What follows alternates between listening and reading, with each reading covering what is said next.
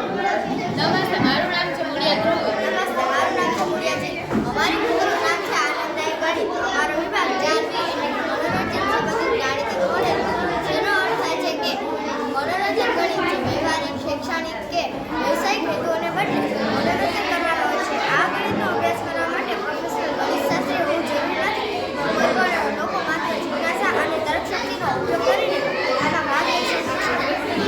ગણિતમાં કેટલાક એવા વિષયો છે કે જે લોકોને ગણિતની શુદ્ધતા, તર્ક અને પેટર્ન સમજાવવામાં રસ જગાવે છે. મનોરંજન ગણિતમાં ઘણી અલગ અલગ પ્રવૃત્તિનો સમાવેશ થાય છે. મનોરંજન ગણિતના મુખ્ય બે ભાગ પાડી શકાય છે. એક તો એવી પ્રવૃત્તિ કે જેને નિયમો સાથે રમી શકાતી હોય, બીજી એવી પ્રવૃત્તિ કે જેનો આપણે તર્ક દ્વારા ઉકેલ મેળવવાનો હોય. અમે અહીંયા બંને પ્રકારના નમૂના રજૂ કર્યા છે. આ છે 3x3, 4x4 અને 5x5 ચોરસ ક્રમિક 9, 16 અને 25 સંખ્યા અંકની ગોઠવણી અમે એવી રીતના કરી આપી કે જેનો આડો, ઊભો અને ત્રાસો સરવાળો સરખો થાય. આ છે બ્રહ્માનો ટાવર. આનું આપણે સ્થાન બદલવાનું છે. આના કેટલાક નિયમો છે, જેમ કે આને એક સાથે બે નો ઉપાડી શકાય અને નાના ઉપર મોટી ન મૂકી શકાય. આ છે તર્ક દ્વારા ઉકેલ મેળવવાની પ્રવૃત્તિ.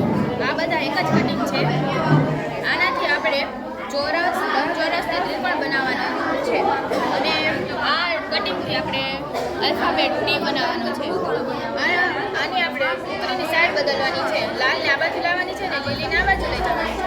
પણ આમાં શરત એ છે કે આપણે આને આમ સીધી કે આમ તો ન ચલાવી શકીએ. આને આપણે માત્ર વિકર્ણ એટલે ત્રાસી ચલાવી શકીએ.